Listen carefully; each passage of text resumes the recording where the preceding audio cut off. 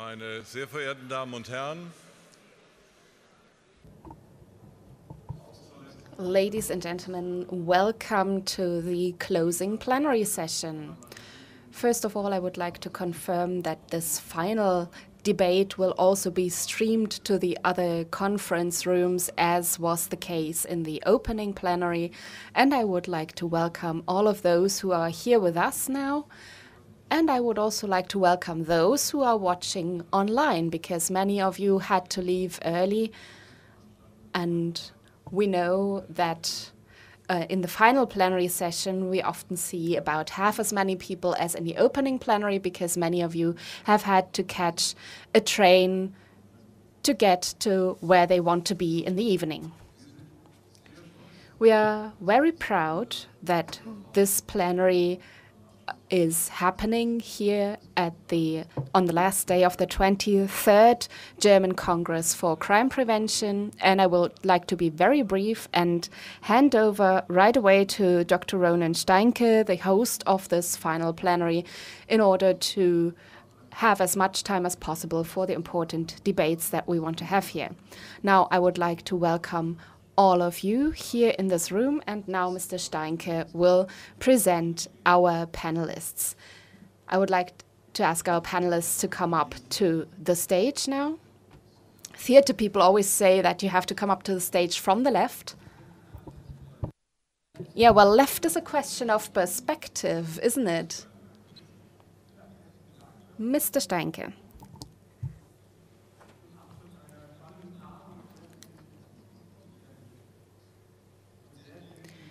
We are now closing a very interesting Congress with many different topics, and now we would like to speak about violence and prevention, again from 5 different points of view.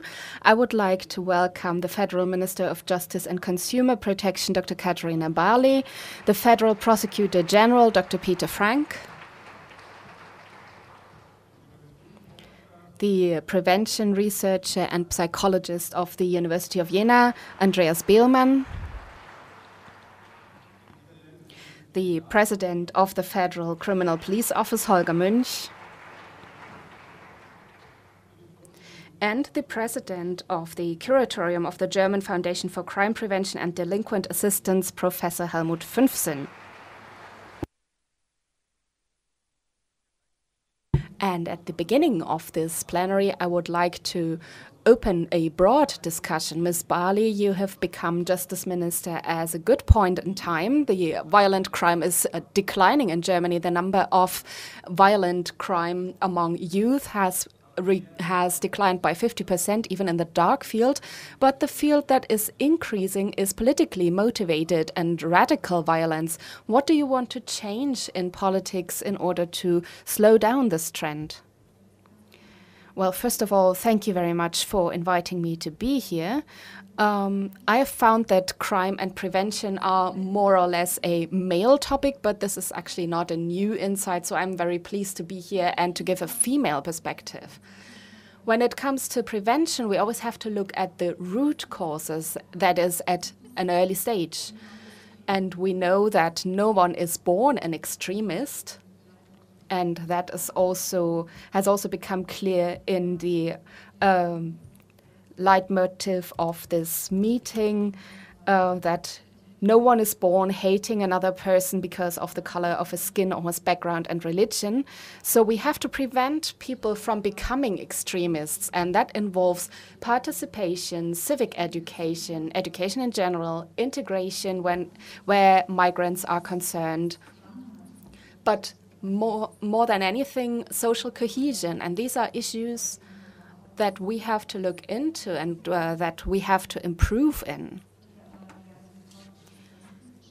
Often extremism is related with Islamic extremism, and the experts may correct me here, someone told me that it's not necessarily religiously motivated extremism, particularly among migrants, but some people just have a tendency towards extremism, and what form of extremism they actually end up following depends on many coincidences. So we don't have a radicalization of Muslims necessarily, we rather have a radicalization of extreme points of view.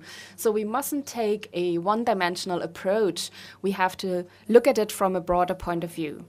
So that is one thing. But the other thing is that we have a large number of different approaches, but we have to make sure that we invest more strength in professionalization. That is also a task for us, for the politicians. And there are many different stakeholders involved also in the federal government when it comes to prevention. In my previous position in the Federal Ministry for Family Affairs, we have large programs, and in the Ministry of the Interior there are also quite a few approaches, and I think that is right in essence, because different perspectives and different target groups are tackled by these programs, but we have to make sure that we take professional approaches. And that takes me to my third point, that is evaluation. It is research and scientific support of these approaches. We have to make sure that the things that we are doing actually work. We have brought some structures for this underway, but we still have a long way to go here.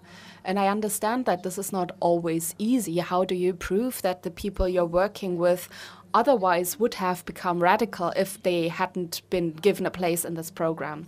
That's difficult, but we have many highly qualified scientists in our country, and their expertise is what we have to use more. So what I hear from this is that you don't want to take a new approach, you just want to improve your approach and you want to be more professional. Well, when I look at the field of religiously motivated extremism and Islamism, of course, we're bordering on new areas, and in the field of politically motivated extremism, we also have left-wing extremism, or rather left-wing military extremism. So we have the far right and far left that we have been dealing with for many years or even decades. And we also have programs to deal with that, particularly in the field of right-wing extremism, but there we see that the situation is actually changing at the moment. But in the field of Islamic extremism, we're lacking insight and approaches, and in the Ministry of Justice, we are closely cooperating with the French Ministry of Justice, which has a much longer experience with this particular kind of extremism. However, they also have a different historical background. So the reasons for why Islamic violence has occurred there are different from our reasons. I think in France there are 20 times more vulnerable persons, or rather potential terrorists, than in Germany, so that is something that we mustn't aim at. Well, Mr. Frank, the criminal law also has the purpose of prevention, but how realistic is it to hope for prevention through criminal law when it comes to radicalists? How likely is it that someone who is radical enough to sacrifice their life for their cause to be deterred from that by legislation or by something a judge can say to them, or are they completely immune to argumentation? Well, Mr. Steinke, you are mentioning the depth of criminal law dogma, and that is the question of what is the purpose of punishment. With your last point that you made, how can you influence a delinquent? How can you influence this person in order to motivate them to lead a crime-free life in the future? Here you're mentioning positive specialized prevention, and that means influencing a delinquent positively to cause improvement in their behavior. And that is not exactly what we mean with re-socializing in the actual in the actual penal institutions. When we look into the past in Germany, we have experience, long-term experience with de-radicalization programs.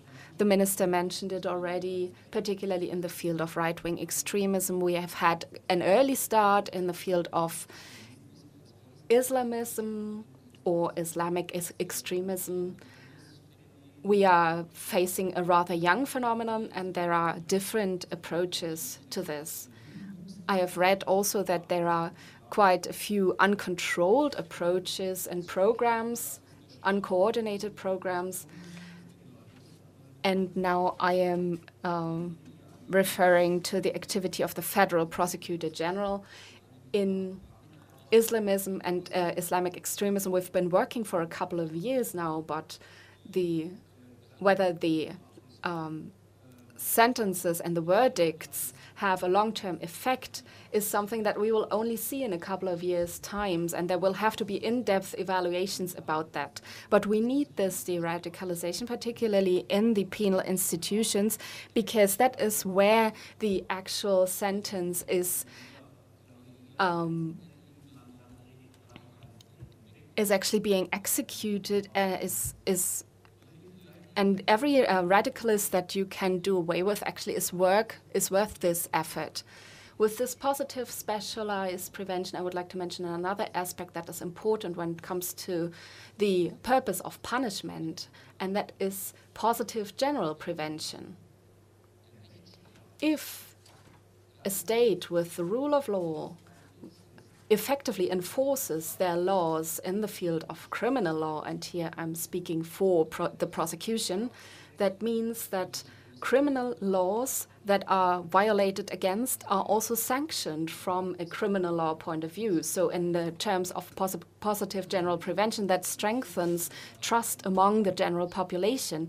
That is the positive, generally preventive effect of punishment. That is to deter delinquents from committing crimes or committing crimes again. So the positive general prevention, this effect of punishment is important. In the general public, we have the common sense that this is a particular target group. Do you see in this target group, for example, with Islamic extremists, that they exchange about their fears of punishment or their fears of imprisonment? Is that being taken seriously in this target group? Well, we have already achieved some sentences in some cases, and in some cases punishments are effective. But this is a difficult process because particularly in the field of Islamic extremism, we do not only have to achieve a de-radicalization from people who have become radical here in Germany. In many cases, our perpetrators come from a different culture, from a different cultural background, and they have a very strong religious and fundamentalism with strong convictions. So those who are ready to die for their cause may not be afraid of punishment. Nevertheless, there are possibilities to influence these perpetrators, but the effect of these possibilities will have to be shown in the next few years. Okay, if I may follow up on that, then Professor Fünfsinn, in the field of Islamist attackers, then there is one striking thing. 4 out of 6 attacks in Germany since 2016 were committed by refugees. 3 out of 5 people building bombs were Syrian refugees. So these were all people who had radicalized in Germany. So they were not imported radicals, but they were made in Germany. Is that a problem? Do we still have a recipe how to deal with this group preventively? Do we have to find new ways? What do you think about that? Well, that's a very interesting question, and I would like to answer with a few images. Those of you who were here yesterday morning and participated in the opening plenum may have seen the Galley Prevention Theater from Berlin. What has not been said, what I can say now, is that those of you who do social welfare work, were youngsters with a history. 12 youngsters coming from 9 nationalities, including 2 Syrians from Aleppo.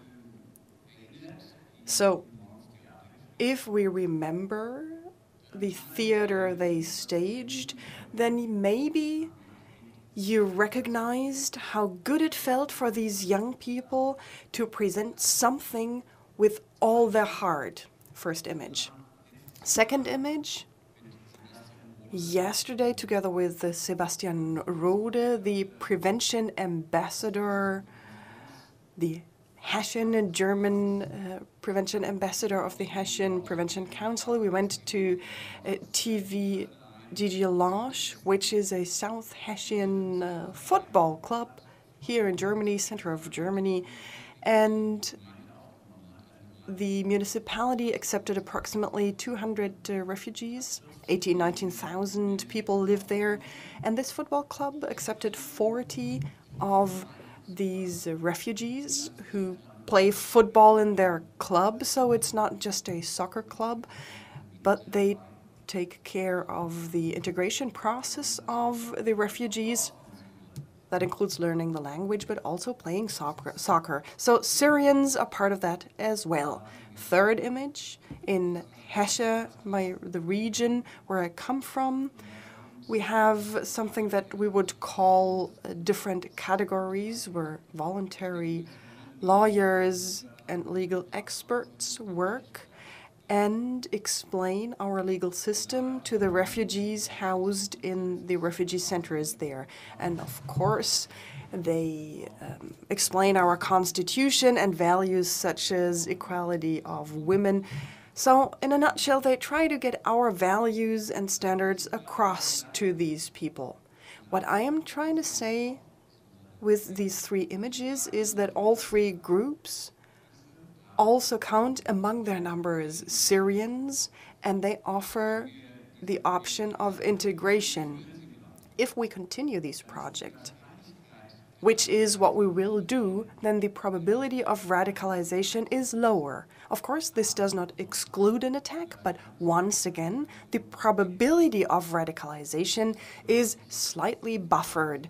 And I believe that this is criminal prevention for all of the society that makes sense, and I think this is what the German Prevention Congress stands for. Okay, so if I may ask again, so the German criminal risk, of course, clusters within the group of those who have just arrived. Frustration, a lack of perspectives, a lack of connections to their families. So is that sufficient if we get our templates across, or is that a group that poses a special challenge? Well, the problems are more pronounced. From a criminology point of view, there are certain features that make a criminal career more probable, and these features probably are more present. But all the more important is it to put something up against it, and this is precisely what we are doing. So the attention here has to be a lot higher so as to prevent frustration. But once again, you've seen the projects here, and they are part of prevention work and have been so for many years, and you can continue and develop projects, and I think this is what we should all work towards. The Federal Criminal Office is a rather young institution, especially when it comes to prevention of radicalism and crime, but recently you are actually intervening and intercepting. Do you have any experiences already when it comes to the positive examples? So when do those in danger of committing a crime de-radicalize? How many of them are there?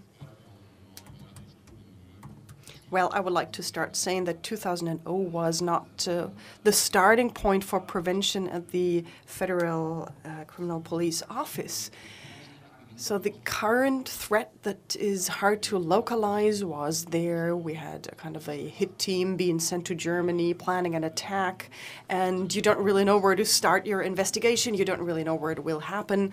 So then first of all, you have to find the region in charge of that, and you have to become active immediately. And this is why my police criminal office was equipped with new competences and had to investigate in certain cases. And I think so far it's a proven concept, but for me this is not the idea of prevention, but this is actually the prevention or dealing with an acute threat.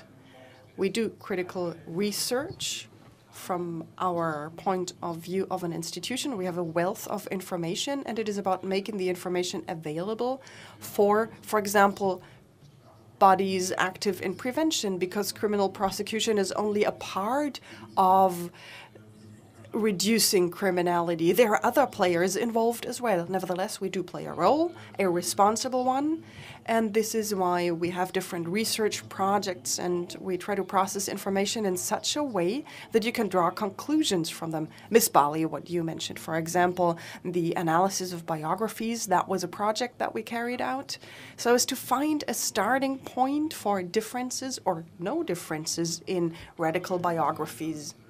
And currently there is a rather large project where we want to develop a map of extremism prevention in Germany. It's quite advanced already, the project, and will be published next year, not only as a manual, but as a kind of interactive map that allows you to see who deals with what. And of course we want to continue that as well, because the feedback that we've received so far is that the prevention institutions want to know who does what and how you can develop knowledge management. Just to give you an example, but back to your question of the persons posing a threat to public safety, the potential threats. Well, monitoring is in the hands of our lender, of our regions, but of course there is a federal overview, for example, in the form of radar, a radar project that tells you where the threats are most likely to occur, and we have founded a working group where we actually evaluate the potential threats and try to come up with a scale for Germany. And we want to make sure that Schleswig-Holstein in the north has the same basis as Bavaria in the south. And of course, we rescale maybe once a week. Currently, we count 177 potential threats. The numbers are increasing, and those who leave this database sometimes leave it because in-depth investigations cannot harden the suspicion that that person has been radicalized to such an extent that a threat may be about to occur, and then this is not a potential threat anymore. Or maybe persons move abroad to another country or probably do not become visible for a longer period of time. Or somebody leaves and goes back to Syria or Iraq and then dies. So there are many reasons for that. Are there any improvements? Yes, this is also a category. This is a pattern that also happens. And usually if a person does not stand out for a longer period of time, then sometimes they move away from radicalization. But unfortunately, this means still for us that it's an alarm. It only means that the rate of increase is not as steep as it used to be in the previous years, but unfortunately the numbers are still on the rise. Miss Barley, you have actually touched upon the problem of evaluation. We all take these projects quite seriously. 115 million euros in 2018 for prevention programs.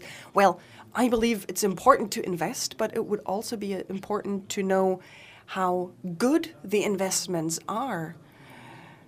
We want to use criminal evidences and consider them in evaluation as well. This is a quote that I found.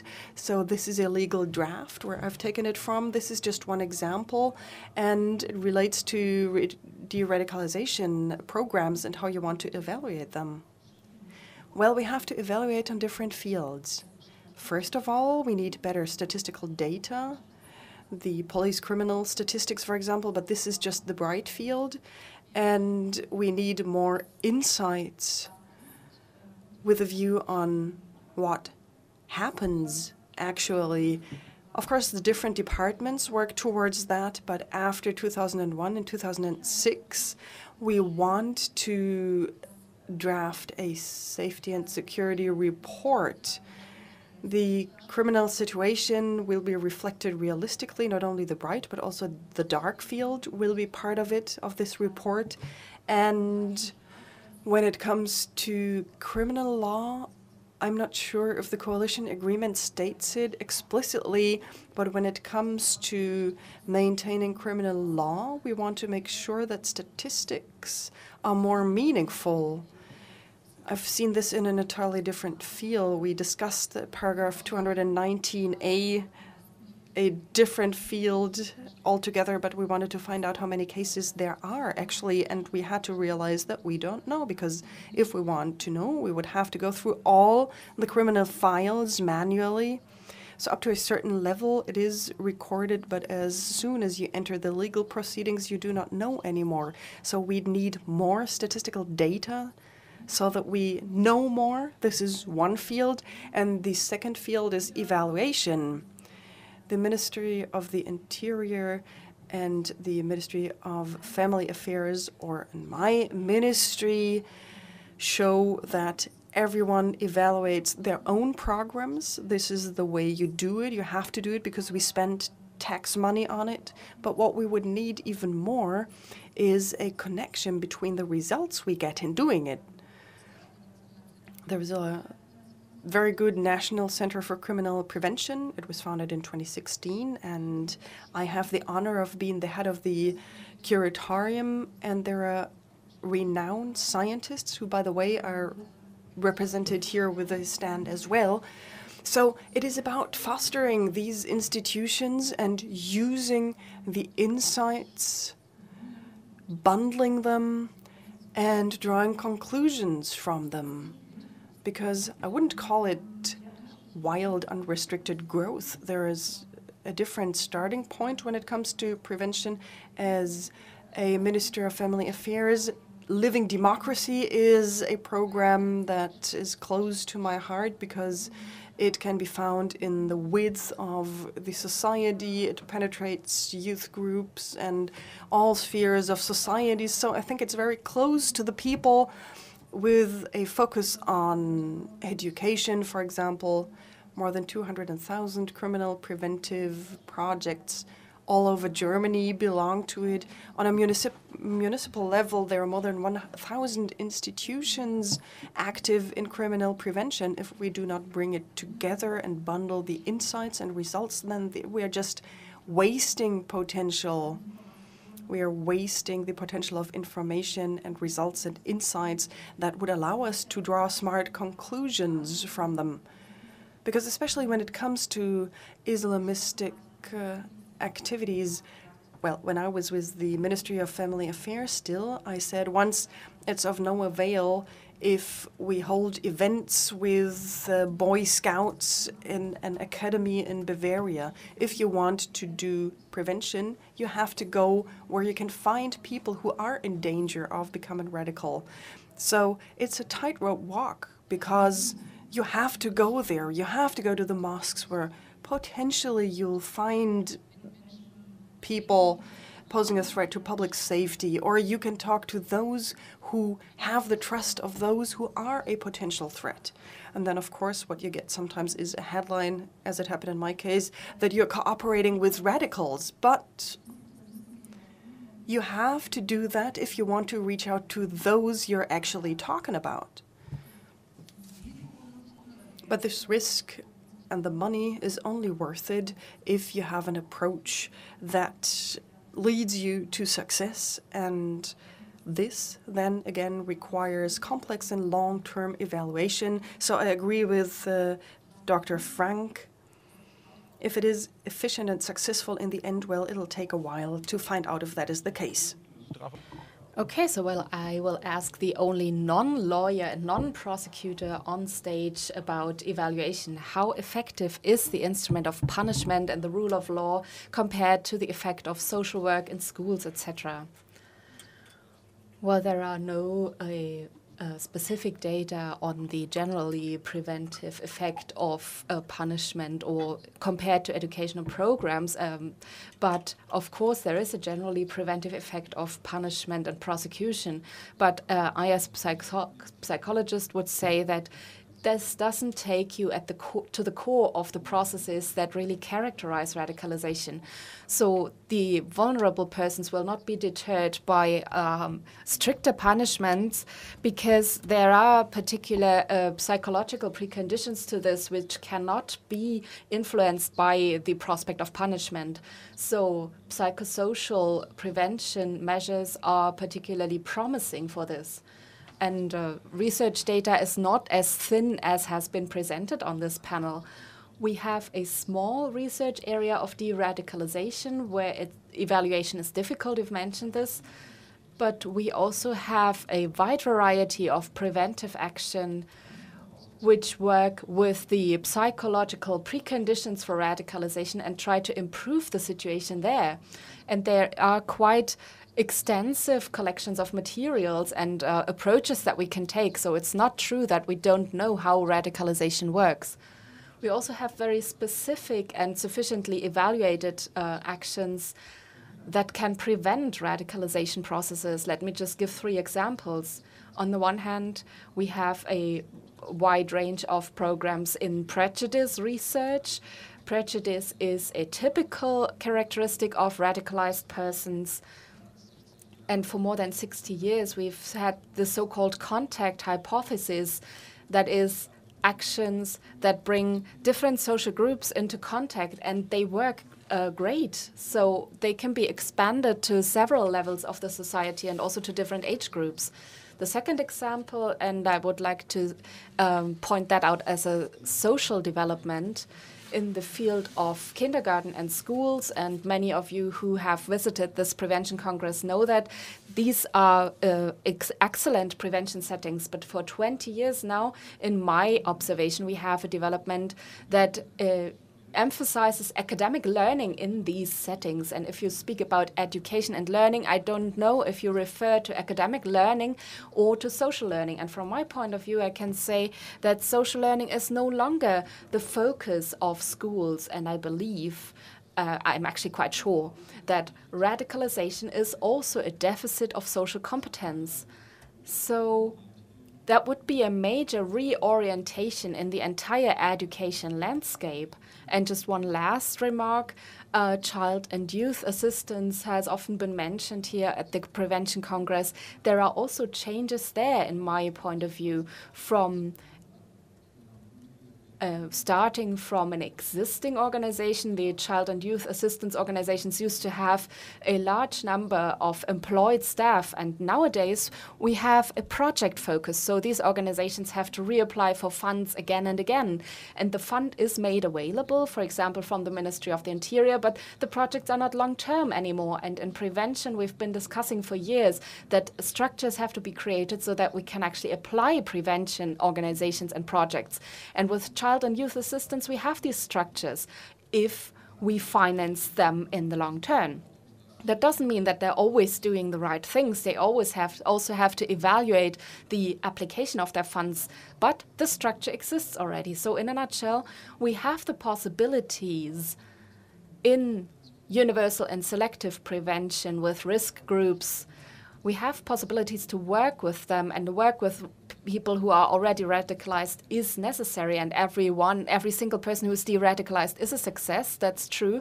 But it's very difficult to get these people out of these networks. These are selective groups, and we have anecdotic reports about cases where it works, but these are just individual cases. But I still think it's worth it, even though it's just a leap in the dark trying to get people out of these radical networks. But we should take a stronger focus on the universal prevention.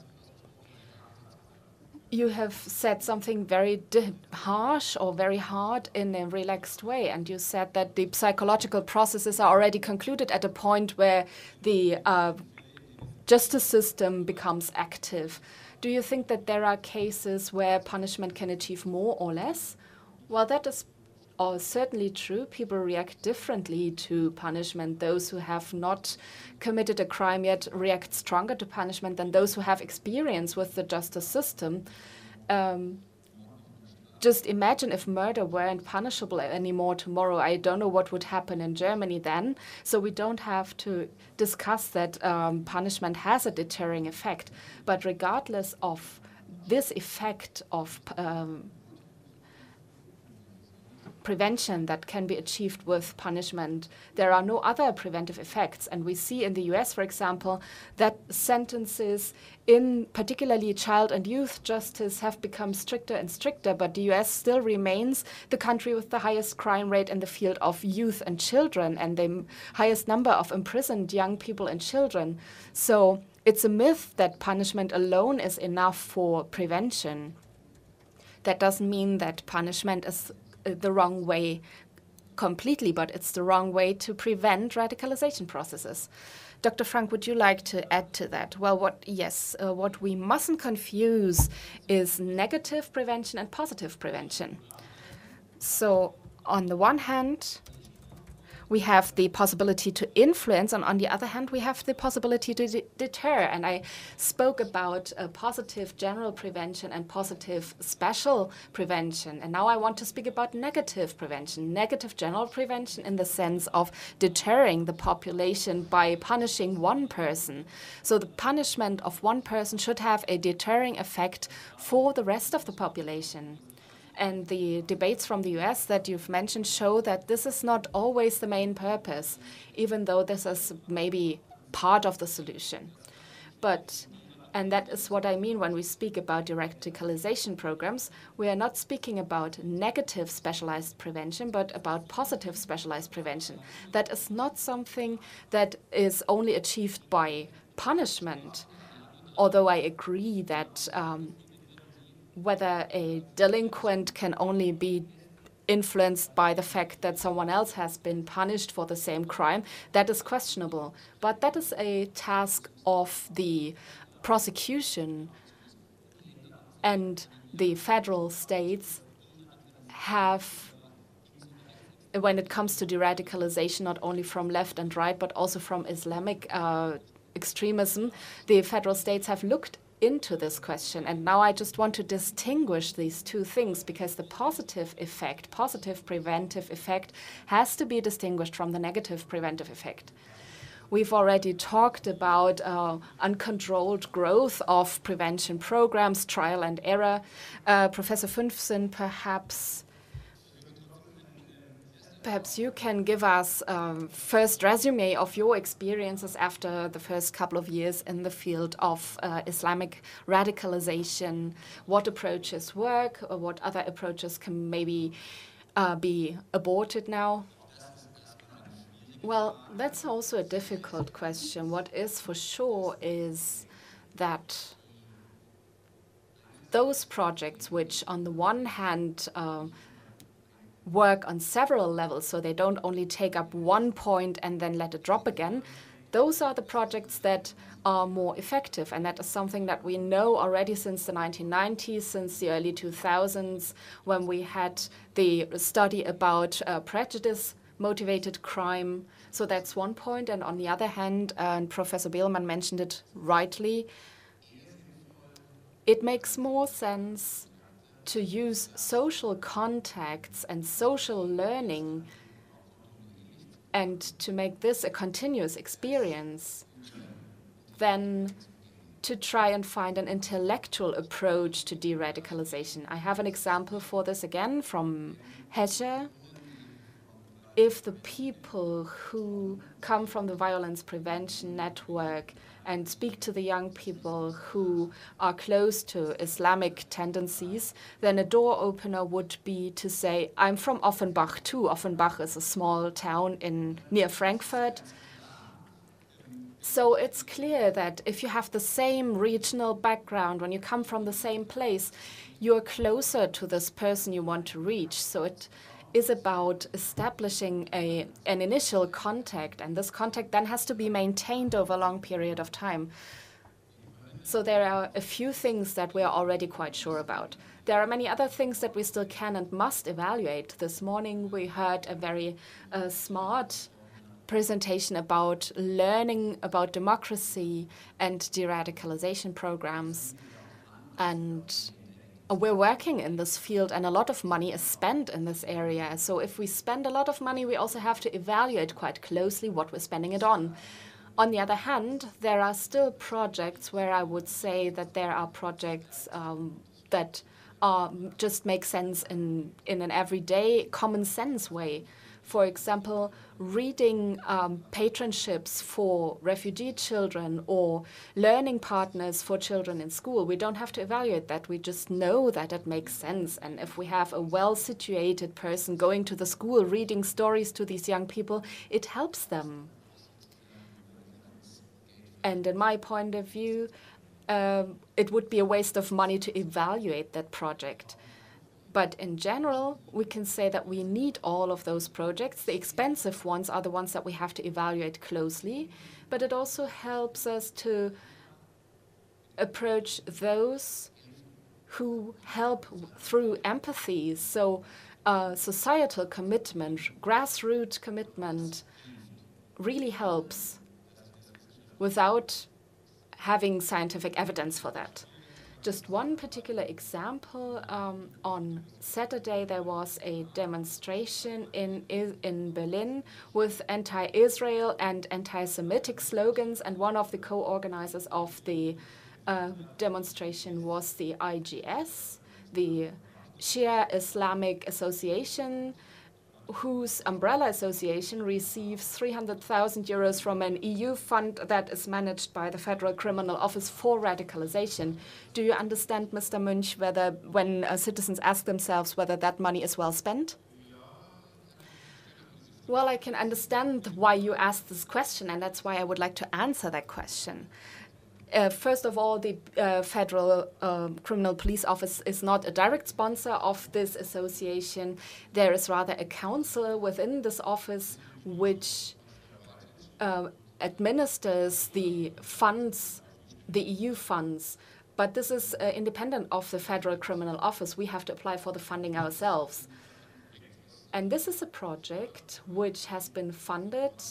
So not only this association, but this association together with 4 other associations, they initiated a project following a call that Muslim associations should get more involved with this topic, particularly coming from the Ministry of the Interior. And this project that was initiated was then reviewed and evaluated. So for whether or not they complied with formal criteria, then there were formal criteria were hearings of 2 independent experts that had to vote on whether or not the project should be funded. And based on their opinion, the project was funded from the association. Of course, this department in the Federal Criminal Police Office accompanies such projects and evaluates whether the funds have been used in a target-oriented way. And Ms. Barley pointed out the tightrope walk if you go into these topics, and you have to be able to withstand that, and we do. There are clear rules for how this is to be done. And the funds, if we find that funds are not used according to the purpose of the project, we recall these funds, we withdraw the funds. And this department is an independent department within the Federal Criminal Police Office that oversees the use of these funds. My core message is, if we want to be successful in this field, we have to take approaches that may even be worth of criticism. And if they are, we have to go through with the consequences as well. If you want to avoid risk, we will never be successful. I would like to add to 2 things that Mr. Beelmann and Mr. Fünfsinn said. It is important how we align ourselves in the general prevention landscape. In 2015, we had the autumn meeting at the Federal Criminal Police Office right after the attacks in Paris, right after the international football match was cancelled, and we still held it with the focus on prevention. We had a workshop with many triggers, And we received feedback that can be summarized in 4 points, where from the point where the donors for preventive action see that things could still be improved. The first point is we need more cooperation and more coordination, and we need to make clear who determines what demands still exists and what demands are fulfilled. We need knowledge management. Where do we still have to learn? Where can we use our knowledge? We need standards. We need standards that are actually evaluated. For example, how should a project be structured? And that is where we have to continue working. Also, what Mr. Beelmann said, a continuation of financing. Whenever we can be sure that a certain approach makes sense, then resources should not be spent on having to apply for funding again and again, but rather the point is to really make such approaches more permanent. So that is why we said we are now taking stock of the approaches and the initiatives that exist, and then we can try to align the prevention approaches and see where we still have unmet demands. And then it might make sense to distinguish between initiatives where we're already sure, or initiatives where we're trying something out. And that is the way that we have to continue on in the next years to make sure that we get more professionalization and quality. So is that also about cooperation with ex-radicals, so as to get a foot in the door, to have probably multipliers who can have an effect on those who are on the brink? Because it is a problem that police has to fend off the accusation to support extremist structures with it in order to prevent worse things from happening. But here the difference is that hundreds of thousands of euros are spent in the organization, so you're funding them. No, this is a project that is carried out by 5 associations. We are not funding the organization. The organization, that is correct, is one of the applicants to the project. And of course, what happened there has to be accompanied with critical eyes, and we will accompany it, and not only us. But it's not the case that we fund one organization, one mosque association, for example. No, you have to apply for a concrete project that is backed up by actions and measures, and then there is a catalogue not only coming from the Ministry of Education, but from yours, Miss Barley, your former ministry. But of course you have to take a look at the project participants in the end, which is what we will do. Okay, maybe I can back up Mr. Münch, because in my former role, in my former function, I had a similar case. Maybe it was even about the same organization, and the setting was identical as well. It was a project with different project bodies, amongst which we found one where we were not so sure about their attitudes. And of course, the press exclaimed when they learned about it, and then it's hard to get through with the facts. It all depends on, it all is decided on a lower level. It's not us in charge of that. But that was a workshop where the speakers were a Protestant theologian, a member of the Lower Saxony Secret Services, a member of parliament, and 2 more, I think a critical Islam scientist. And of course, there is a risky potential in it if you put these people together.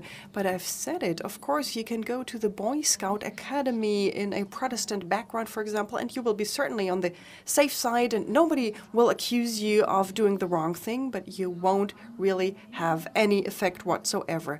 So it's always a tightrope walk. And you have to decide to the best of your knowledge and your conscience. Of course, it's not us, the higher level, deciding it. It happens locally, and the people there have a lot of experience and a lot of know-how. I think in our case it was 3 organizations instead of 5. But if it turns out that in the overall context and in the concrete setting, you can say that this is okay because they don't earn money with it. They just get reimbursed for what they have spent. if it's a workshop. So you get reimbursed for what you have spent. And, well, of course, you can always try to be on the safe side, but then when it comes to prevention, you won't have any effect at all. And actually, I'm a bit unhappy about the fact that we're only talking about Islamistic extremism, because everybody's talking about it currently, and it's important to talk about it because it's the most recent field that has opened up, but there are other fields of extremism. And here we have to find a similar approach. Okay, I'd like to pass on the question to the Federal Prosecutor General, because when it comes to the people you smuggle into the organization, then there is no thank you, there is no control. And when it comes to offenses, extreme offenses, of course these people are liable. As a prosecutor, how do you deal with this topic that you actually do not have anything to do with? So it's not an undercover police informer. They cannot say officially that they have the seal of a ministry. They are part of the government. Well, I don't know. How did you say that, if I may quote? The government does not grant a discount for persons who contribute. I think this is more or less how you worded it, but this is not the case in the criminal code, for example. We have different tools and means for people who come from an environment, a criminal environment, but contribute to investigating these cases. Then, of course, they do get a kind of discount when it comes to their actionability. So if they were active in a criminal field and they then distance themselves and contribute to the investigation, they help us. But your question, I think, is aiming at how a prosecutor sees it if you cooperate with these persons. Well, you do it with mixed feelings. The same is true for police informers. It's always a tightrope walk, because when I enter the range of extremist and terrorist offenses, be it right-wing extremism or Islamist terrorism, well, there are always people, and we had to deal with them in the past as well, who did distance themselves. And they did so honestly. They de-radicalized and decided to convince others or prevent them from radicalizing. In particular, when it comes to Islamist terror, our experiences are limited. This is also our insight, we believe that there are a few people who did help in investigations and have actually distanced themselves, maybe because they were convinced, or maybe they were part of the Syrian civil war and then were disillusioned. Maybe they saw that they did not get what they aimed at and fought for. But of course, this is why I'm saying it's always with mixed feelings, because sometimes people only admit what we can actually testify for. And so far, we have seen cases where sentenced offenders only partially admitted what we already knew, but kept secret other aspects that we only realized at a later stage. And taken these cases as an example, well, of course you have to be careful, but currently we have to try things, we have to experiment, and I agree with Mr. Münch, it is a tightrope walk. Maybe in a few years' time we will see whether or not our approach was correct, and if it wasn't, we have to make corrections. Okay, so, Mr. Beelmann, we have spoken about Islamist extremism, but in Germany there is always the experience with mixed success when it comes to neo-Nazis, and I think many errors were made. Do you think we can translate the lessons learned there to new fields such as extremist radicalization, Islamist against extremism? Would you warn against it? No, I wouldn't, because we have been convinced for a long time that you can use your analysis of extremism and radicalization processes on a phenomenological or ideological level. Of course, it may be a difference, but when it comes to the origins, the causes, the dynamic side of the process, well, then, of course, you can translate the lessons learned to other fields. And I would like to come back to what you've said in the beginning.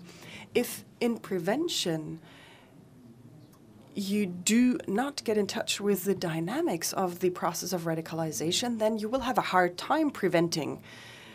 And actually, this would be the prevention principle for all fields. Only if causal processes can be influenced in a positive manner, you can reach something. And this is why the processes that lead towards a problem have to be known, and you have to be aware of the influencing factors. And I would actually voice myself against Mr. Fünfsinn. I mean, it's beautiful if you read out to children, and it's a nice experience for everyone. And actually, I do not want to oppose to what he said, that it limits down the process of radicalization. But of course, we have to be sure that everything we do in prevention and de-radicalization links up to the very core of processes. And if we can make sure that this is the case, then we can work rather efficiently. And once again, our knowledge about radicalization processes is not so bad. We know, for example, that all processes are driven by something that also almost sounds psychodynamically, and it's the unfulfilled need of acknowledgement and encouragement. And there are different ways that lead to it. The leading neo-Nazis in Germany, for example, they do not have a self-esteem problem. Their problem is that they esteem themselves higher than they actually are. This is their problem. But the psychological structure can be compared to somebody who has been rejected throughout his or her life. The emotional environment is identical in these cases, and it poses a risk. And if you are aware of that, then you can work with different age groups at different times in different settings, and you can try to change it so that risk groups, for example, young people with no self-esteem or a problematic self-esteem, also get an offer that prevents them from looking for other groups, because this is the next dynamic step, other groups that could compensate for that, and they are then radical, usually. So in prevention, we can or have to link up to the dynamic processes behind it, and then we can be very effective and successful. May I interject here, because in prevention work we're narrowing ourselves down to the prevention of those who are endangered when it comes to radicalization. Because you have just mentioned prejudices, I think we have to select a broader approach. This is, by the way, what I meant in the beginning when I've spoken about participation. It's about people in our society and gaining the insight again. We were better in that respect, by the way. Gaining the insight again that everybody, wherever he or she comes from, gets a chance to demonstrate that they are an important member of our society. And this formation of prejudices is, on the other side, something that fires radicalization. Because if you are subject to prejudices on a permanent basis, then that fosters frustration, and it can be the breeding ground of you going down the wrong path at a later stage. So if we focus on those who could become extremists, if we focus on them, then we should not lose all of society out of sight. I think we have mentioned many points. Actually, we have collected many questions that we can deal with next year. Maybe just one question to Mr. Beelmann. Youth work with neo-Nazis. Well, if in Berlin you work with an ultra-conservative imam who is supposed to work with young people, is that actually the same structure, the same recipe that you apply? It is quite similar, and I believe that this is a topic that is probably a little bit too wide to be answered in the remaining minutes of this conference. So I'm trying to choose diplomatic words. Accepting youth work has not always been successful. Oh, I was hoping that you wouldn't be diplomatic just because we are running out of time. Well, it's always a question of evaluation criteria, and actually I do not want to oppose the fact that there are so many people who are very active with all their heart in this field and who can be successful on an individual basis. The accepting approach in the field of criminal offenses so far has not proven successful, but of course this does not mean that there are individual cases of success. But actually it's a principle that I would not choose as one of the first principle in the prevention of radicalization. Okay, now I would like to thank you for a very exciting conference, and I would like to thank our 5 participants to the panel. Thank you very much.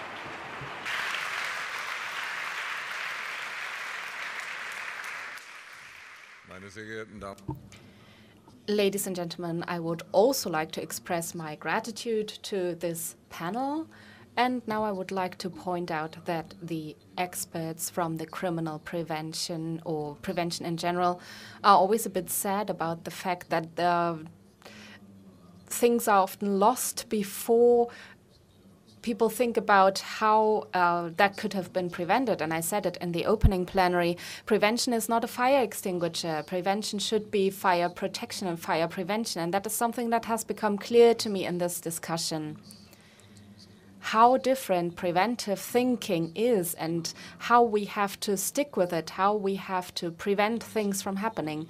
And only if we're able to do that, we're seriously talking about prevention. So in this final panel and with my last few words, I would like to thank everyone, and I would also like to get back to one discussion that impressed me a lot and that made me think. It was a conversation that I had at this conference. We had a visiting mufti from Jordan, from the Fatwa Authority, and we spoke about the things that he does in his small organization in order to make sure that de-radicalization takes place apart from the religious and faith-related questions that they are dealing with. So this is one possibility for us to have a conversation with people who are close to religious issues, in this case in Islam. But we have to make sure that we support these institutions in a way that allows them to cooperate with us. And that sometimes even fails only with travel expenses. So my call is that in these radicalization topics that we have been talking about, everyday violence against women, for example, that is a major problem in our society, we are not mentioning that enough in our current discussions. But now, words of thanks. We would like to thank the hospitality of the Free State of Saxony, the capital of Dresden, and the Prevention Council of the Federal State of Saxony. I would like to thank everyone who contributed financially and ideally to the preparation of this conference. And of course, also, I would like to thank the organization team. At the end of a Congress, it's always time to save the date for the next Congress on May 20th and 21st, 2019. We will be in Berlin, as Minister Giffey mentioned yesterday. And now I would like to wish you all a safe journey home. Please take home some ideas from this Prevention Congress. And if in doubt, the motto is always keep calm and go on preventing. Thank you very much for coming.